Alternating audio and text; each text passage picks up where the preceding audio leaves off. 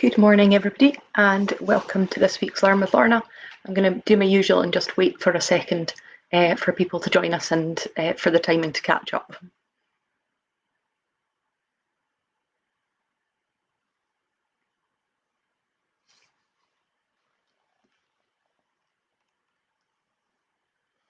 So welcome to this week's Learn With Lorna. This is the 25th in the series, which is just quite extraordinary. We've been doing this for a good few months now.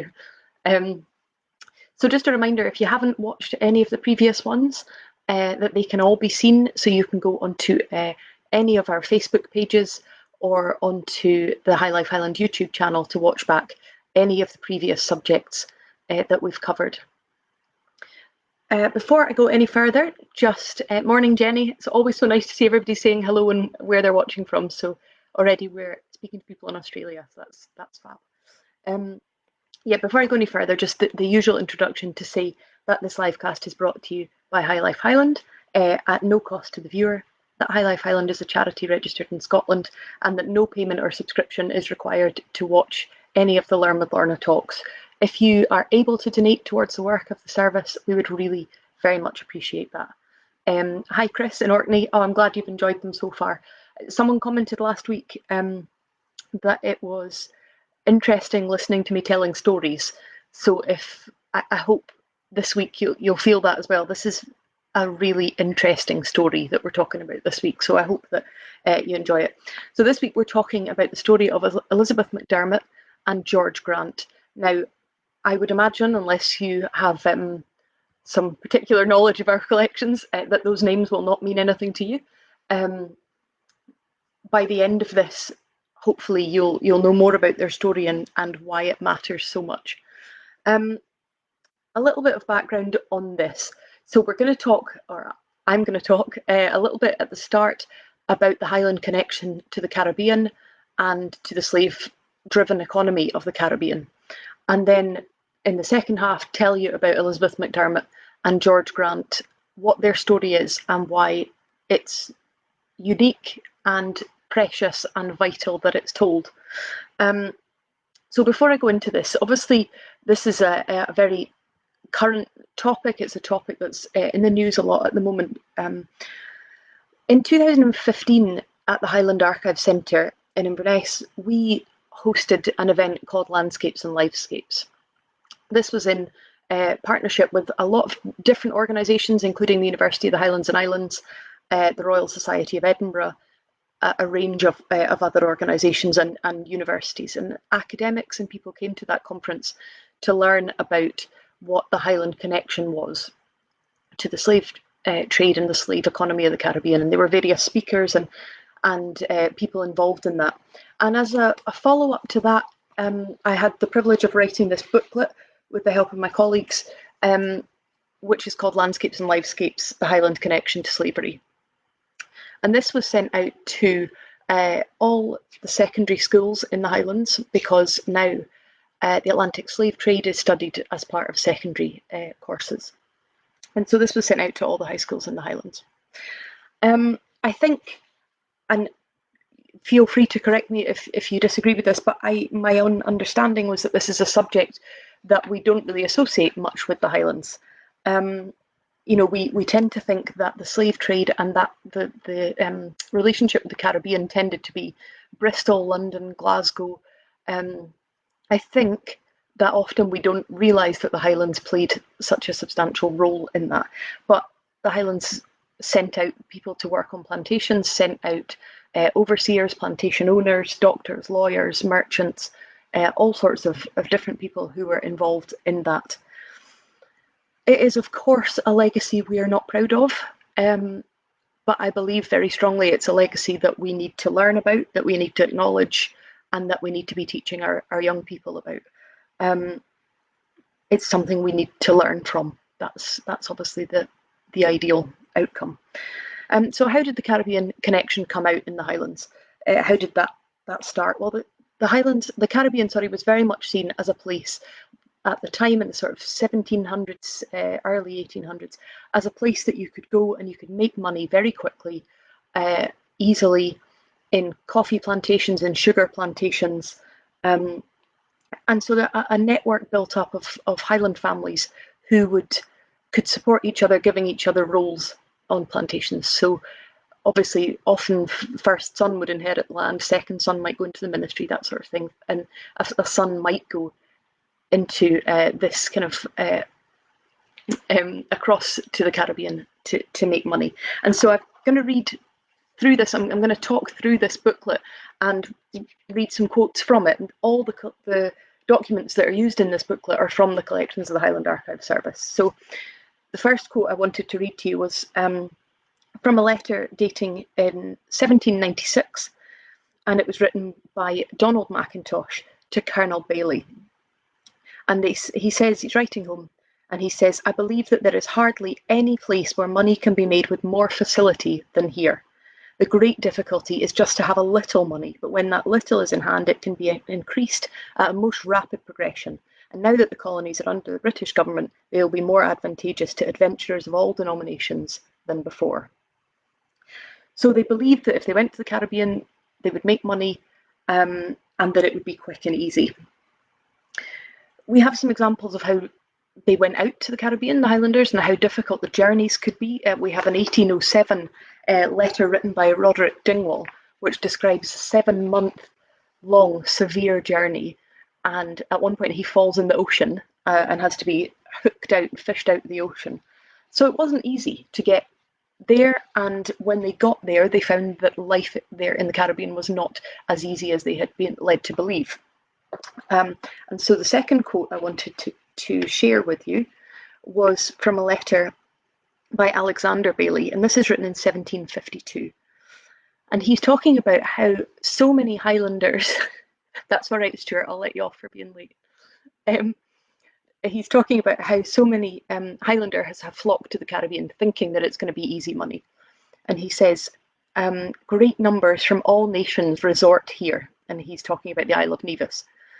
From a very mistaken notion indeed that gold may be got for the gathering of it here. And there is no people more deceived in this respect than the Scots, who flock to these foreign settlements in great numbers every year. So he's saying loads of people come out here thinking they're going to make an easy fortune. When they get there, they realise that they're hit by hurricanes, by epidemics, illnesses. There's one hurricane that's described in a letter that blows 70 ships ashore and flattens all the houses. So life was quite difficult. Many of them died who went out there, and there's been some very interesting studies on why, even though they knew it was dangerous, why did these people still go? But anyway, one letter describes that it's been such a fatal year. He says, "I've lost 800 of my acquaintance this year." So many of them died in the Caribbean, the Highlanders. Some of them were desperate to come home. One person says, if I can just get home safely, I will never leave again. But of course, some made their fortune. Some had gone to make their fortune, and they didn't come back until they had made their fortune. And how was that money made? The unfortunate and uncomfortable and horrible truth is that it was made on slave-based economy. Some of the documents we have in our collections show the way slaves were thought of and treated. We can see that slaves were often treated as expendable stock or currency. There are some very distressing documents to look at that list slaves on one side and stock and cattle on the other. And so it shows a birth of a slave alongside a birth of an animal as a stock increase, so financial profit, and then the other side of it shows a death of a slave alongside the death of animals as a loss of profit-making equipment, if you will. As I say, I am absolutely aware as I'm talking about it how hideous and disturbing it is, and I feel that every time I look at these documents. Often the slaves have no names in these records, so they'll just be grouped together under like I say, a stock listing. They could be hired out, so we have some account records that show people hiring out their slaves to pay their debts. And sometimes they were treated well. There is evidence that sometimes they were treated well or they were given their freedom. But to my mind, although I'm glad that those records exist, that really just proves to me the fact that they're a commodity, and if they might be treated well, but that's at the choice of the person who owns them. So really that just also proves that their life is not their own, and the decision making is not their own. And of course, the horrible and unavoidable truth is that many of them will have suffered. So before I come on to talk specifically about Elizabeth McDermott, a little just quick look at what those Highlanders did with the money that they made. Those people who did make it, what did they do with it? Some of them invested money in schools, so Inverness Royal Academy, Tain Royal Academy, and others were founded on money both from local people and also from Highlanders who had gone overseas. We have cash books, we have minutes, financial records that show money being collected from all different parts of the empire. And also some of the school admission registers show children being brought back from Demerara, from Jamaica, from different parts of the Caribbean. And so they will have been children who were potentially born to a slave owner and a slave who came back and show their place of birth as Demerara or other places. They often gave money to institutions, so the Royal Northern Infirmary and other Highland institutions were built using money that was raised in the Caribbean as well as money that was raised elsewhere. And the question is, to some extent, whether they genuinely felt they were making a difference to their home areas. I think probably they genuinely saw this as philanthropy to increase the prospects of their local area, or whether it was just a display of wealth. And I wanted to read to you quickly a quote from the Tain Royal Academy minutes. It's quite interesting insight. This is from 1800, and the minutes of Tain Royal Academy say, "A Highlander has no greater idea of enjoying a fortune laboriously acquired in a distant climate than returning home to display it to and participate with the companions of his youth in his native country." So the feeling is that any money that is made is to be brought back and invested here. Either way, whether that's genuine philanthropy or showing off, those gestures kind of meant very little to the people labouring on the plantations. And of course, some people had gone to the Caribbean with the express intent of making a personal fortune, and some of them did. And some of them brought that money home and enlarged estates or built their own personal wealth on that money. So that's the general context that Elizabeth McDermott's story comes into. As I say, and as I said before, I may be wrong and feel free to correct me, but my feeling is most people are not aware of the extent to which the Highlands were involved in that. So I'm going to come on now and tell you about Elizabeth McDermott and George Grant. But first of all, as you'll be expecting, because I'm about the halfway point in time, just a reminder that this live cast is brought to you by High Life Highland at no cost to the viewer, and that High Life Highland is a charity registered in Scotland, and that no payment or subscription is required to take part in these events or watch them. So the story of Elizabeth McDermott and George Grant, I'm going to say it's one of my favourite stories. Now, when I say that, I don't mean to cheapen how tragic the story is. What I mean is, I love it because it gives me a chance to tell the story of someone whose story is not usually heard, and it gives a voice to a person who usually, historically, often does not have a voice. These documents came to us through the Fraser Tytler collection. It is my absolute favourite collection of documents in the building. If any of my colleagues are watching, they will testify to the fact that I absolutely love this collection. It covers and encompasses so many things. It really is an extraordinary collection, and I may do a Learn With Lorna on it because I can certainly speak very passionately about it at length. So, Elizabeth McDermott. As far as we know, Elizabeth McDermott lived all her life in Jamaica. We have no reason to suggest that she ever left Jamaica. And she was what was called at the time a free coloured woman. This meant that she was descended from both enslaved Africans and white slave owners. And that was a term at the time. They were very obsessed in the 1700s, 1800s with the precise terminology, how much of your ancestry was from slaves, how much was from slave owners, determined what title you were given. And she was called a free coloured woman. many free coloured women owned slaves, and Elizabeth McDermott herself owned slaves. And she had a relationship with a man called George Grant, who was a Scottish plantation owner. His dates were about 1739 to 1819. And that was his date, so that gives you an idea of her dates. We know when she died, we don't know exactly when she was born. So she had a relationship with George Grant, and I use the word relationship advisedly. It's quite difficult to find a word to describe the situation that they found themselves in. But they obviously had a physical relationship because they had 4 illegitimate children together.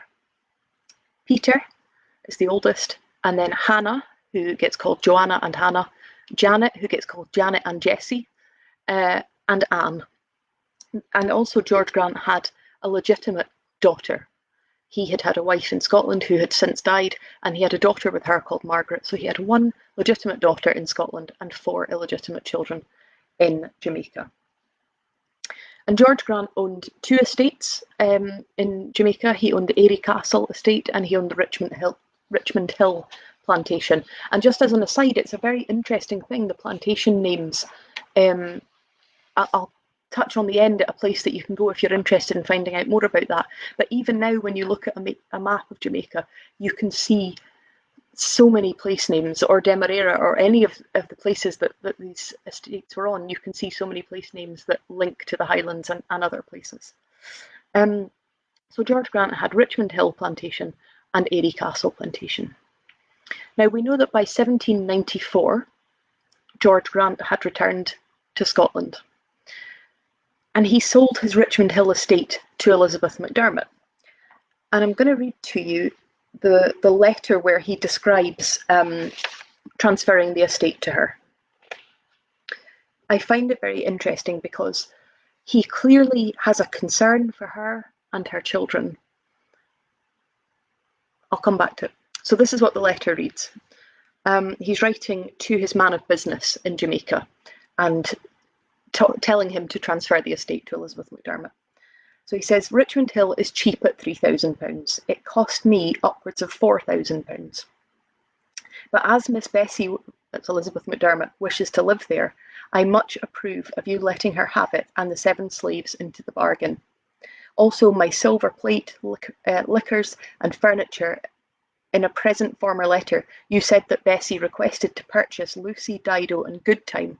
Those slaves I give to her for life and to her children after her decease. I will thank you to send me the amount and dates of the bonds for Richmond Hill, as I mean to settle the whole on Hannah, Peter, Jessie and Anne. Please supply poor Bessie with flour, butter, tea and sugar, and tell her that I will write to her very soon.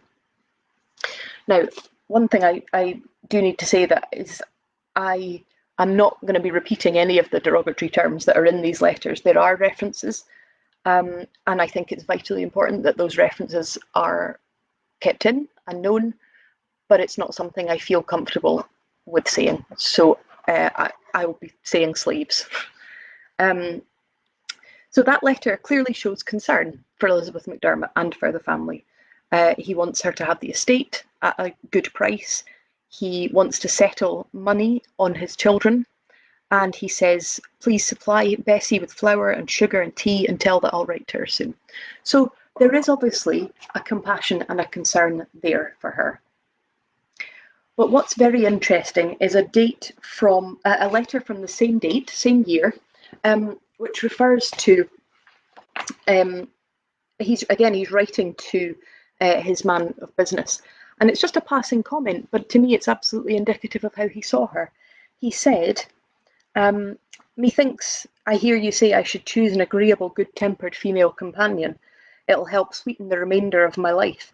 But perhaps I might have thought of following your advice, but it's too late in the day now to think of finding anybody. So it's interesting that at the same time he's talking about her and the children, it's clear that there's absolutely no consideration in his mind at all that there could be a permanent relationship there. That's just, it doesn't even occur to him that that could happen. So by 1795, Peter, the oldest child, who's age 7, was sent for. So George Grant brought him to Scotland to be educated. And we have a letter from Elizabeth McDermott in which she begs that he's put in a good school. I've sent my son to you to be educated. Please make sure he's put in a good school. The following year, the next two daughters, Hannah and Jessie, were sent to Scotland as well to be educated. And I find it absolutely fascinating because Elizabeth McDermott's letters show intense gratitude to George Grant. She's so grateful that he's taken the children back to Scotland to give them a good education. And particularly at a time where, many girls in Scotland probably wouldn't have been getting any education. So it's interesting that he had enough responsibility and concern for them that he wanted to bring the children back to be educated. And also in Elizabeth's letters, it's very clear that she feels that most other men in this position wouldn't be this compassionate. But one particular letter which I find quite painful to read, it's a letter that's indicative of how she feels. It's very obvious that despite the status she has herself in Jamaica, she very keenly feels the difference between her and between George Grant. She is absolutely aware that although they have 4 children together, although they both own land and they both own property, and they are in no way equal. And she is very aware of that. And she's very aware of the fact that at any moment, George's support might be taken away from her. And so I wanted to read to you an extract from that letter. This is from 1800, and I just find the writing of it extraordinary. See what you think. I cannot but acknowledge how much I am satisfied, my good sir, for the fatherly care that you have hitherto been pleased to show my little ones, a circumstance which I assure you, dear sir, my heart will always be deeply imprinted with a just sense of how very grateful I ought to be, and I will ever endeavour to behave myself to deserve your esteem. And I hope that the children will have the most sincere feelings of duty and gratitude and affection, and will ever remain proud and happy to entrance so particular a mark of your friendship. I just think that very clearly shows that she knows that he doesn't have to be doing this, and at any moment he might stop, which suggests to me that many other people were not in this situation. The children did get a very good education. There's a letter which suggests that Peter had been at King's College, Aberdeen, so the children certainly did benefit from a good education. Over the next few years, there's some letters from Elizabeth McDermott that detail updates about life on the plantation. She talks about activities, how the slaves are, finances, improvements, the fact that she's learning new skills to try and increase revenue, crops, things like that. And a lot of them talk about how excited she is about his return. She's looking forward to him coming back to Jamaica. She's excited for his return. But by May 1800, it's very clear, it becomes clear to her that George has no intention of coming back to Jamaica. And she writes to him to say that she's sending their last child, Anne, to Scotland so that she can at least be with her siblings and at least stand a chance of being educated. And this is I would argue this is one of the most heartbreaking letters we have in our collections, and this certainly there have been more than one occasion that I've been in tears over this letter. So I want to read to you the letter that she writes to George when she realises that he's not coming back. So she said, I kept, owing to the hopes that I flattered myself with, I kept expecting your paying Jamaica a visit, and indeed it was expected by every other person. But the time is now elapsed, and I now despair too well. I know I am forever bereft of that happiness that I long wished for. What shall I now think? When will I ever be so fortunate to meet again one like you, that I can trust or look to for protection? Can I venture, as you seem to be against me retiring to the country my children reside in? Surely you can't imagine, dear sir, that my present situation can be anywhere comfortable. I can write no more on this subject, for it only increases the tears in my eyes, and affords me a sad remembrance of past happinesses I knew. I just think that is absolutely the most heartbreaking letter. She died just a year later. She died on the 23rd of September 1801, 219 years ago this week, and that's why I wanted to do this today, because it's this week, 219 years ago. A letter that was written to George Grant to tell him about her death refers to her as that worthy good girl, Elizabeth McDermott, has died, which again is just indicative of the fact that, you know, she had written in that letter she would endeavour to try and behave herself, and they're saying yes, she behaved herself. She was a worthy good girl. We have a copy of her will, in which she left £500 to each of her daughters and the residue of her estate to her son Peter. She also notes in her will that she would like to grant freedom to two particular slaves, Charles and Peggy. But what's strange about it is she grants them their freedom provided they can pay £150 and £100 respectively. And we have accounts that prove that they did save that money and paid for their freedom. There were various problems in settling the estate, and it was nearly 20 years before it was sold, and it was sold at a very cheap price. And there's a note on the bottom of her will that George Grant added in 1818, and it says here, memorandum. Richmond Hill has now with difficulty been sold by my attorney, Mr. Junor, for £550 currency. So the whole property that now remains for the poor children is now only the 19 slaves I purchased for Airy Castle, and this £550 if it's ever recovered. In order to procure a sure settlement for my children, I have by my will left them each £3,000 sterling in lieu of their poor unfortunate property in Jamaica. George Grant died in 1819, so just the year after he wrote that on the bottom of the will. And there's a letter from the son Peter, the illegitimate son Peter, to the legitimate daughter Margaret, that describes how sad he is at losing his father. And what I find fascinating about that letter is the fact that it exists at all. So clearly, the illegitimate children maintained a relationship with his legitimate daughter. It shows an amicable relationship, but it shows very clearly an unequal relationship. As his will showed, George Grant left legacies to his natural children, as they're referred to, and left the bulk of his estate to his legitimate daughter, Margaret. But his finances had been very, very badly managed prior to his death, and that was difficult as well. And his daughter, Margaret, his legitimate daughter, Margaret, had married William Fraser Tytler. And there's a letter from William Fraser Tytler at the time that describes the problems he's having in trying to settle the estate. And it says, the entail comprehends all the lands lately purchased, and everything excepting the fishings, settling them on Margaret and me, and on George, their son, after us. He leaves £3,000 to each of his natural children, and has given Hannah 600 more by her marriage contract, and a few other legacies. His debts, though, are very considerable, and together with the legacies amount to £23,000. He's left not a sixpence of tangible funds, no money in the bank, nor in his agent's hands. Hence the only funds for payment of these are the Jamaica property and the estate in this country.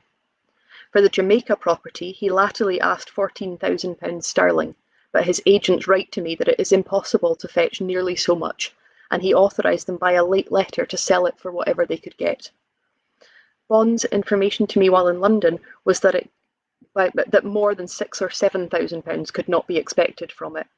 Even suppose it goes to £8,000, and then deduct from it the £23,000 of debts and legacies left to my children, and you have £20,000 burdens and only £8,000 to pay it with.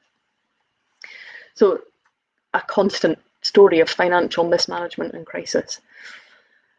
So you're maybe wondering what happened to the children after all of this, and whether they did succeed after all this upheaval in their lives and the things that had been promised to them and not given.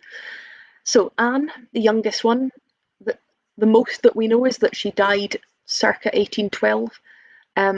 So she would have been very young, but in the letter where Elizabeth is sending her to Scotland, She mentions that she's had an accident and is lame, so we don't know if something happened there that left her with a lasting injury. Jessie lived for a time with the Fraser Tytlers, so lived with her half-sibling, George's legitimate daughter. But she then moved in and stayed with her brother Peter and died at his house in 1878. And she was single, she never married. So that's Jessie. Hannah, another sad thing, Hannah married and died within a fortnight in 1819. She had also lived for a little while with the Fraser Tytlers. And what I find very sad about that is there's a letter from Peter, her brother, and he says, "How I can't get over how tragic it is that she should be both a bride and a corpse within a fortnight." Peter, the son, joined the Bengal infantry and very quickly rose through the ranks. He ended up in command of the palace guard at the court of the Mughal emperor. So he did very well. And he returned to Scotland and married someone who was also an heiress of a Caribbean fortune. And he died in 1878, the same year as Jessie. And the legitimate daughter, Margaret, she maintained contact with her half-siblings, and the family continued to have a relationship. In 1833, the Slavery Abolition Act was passed. So this brought an end to slavery, but theoretically it brought an end to slavery. What it included in its provisions was that anyone who was a slave would need to carry on working for a few years after the act, and also that those people who owned slaves were awarded financial compensation for the loss of earnings when the slaves were taken away from them, which is one of the most uncomfortable things about the whole story, I think. Margaret Fraser Tytler, as she was then, Margaret Cousins Grant, claimed for 3 slaves, and she received £35, 5 shillings and 6pence compensation. And incidentally, Peter's wife claimed for 144 slaves, and she got £2,965 in compensation. The slaves received absolutely no compensation whatsoever. And this, of course, has all had a huge legacy, the implications of which we see every day. We have ended up with a society that has ramifications of this time. And so one of the things I do is speak with schools about this subject, and that, as I say, was what the booklet was written for. The power of archives, and I hope we've seen this in a few of these different subjects, maybe particularly mental health, health records. The power of archives to start a conversation is absolutely extraordinary. And one of the things I did when I wrote this booklet was put in this page, and I'm aware you won't be able to read that very clearly, but this is a page that I specifically added in for young people to think about the questions around equality, around terminology, about how, to some extent, did George Grant do the right thing, bringing the children here? He was doing it to give them an education and the best start that he could, but that was at the expense of Elizabeth ever seeing them again and tearing that family apart to whatever extent they ever were a family. It prompts all sorts of conversations. One document I haven't talked about, but I used it in the image, is this one here. And this is a list of slaves from the Airy Castle estate. And that was put together after George Grant died to value the estate. There's a list of slaves by name. It gives their name, their age, their condition, and their occupation, and their value. And you can see that older slaves are worth less. Men are worth more than women.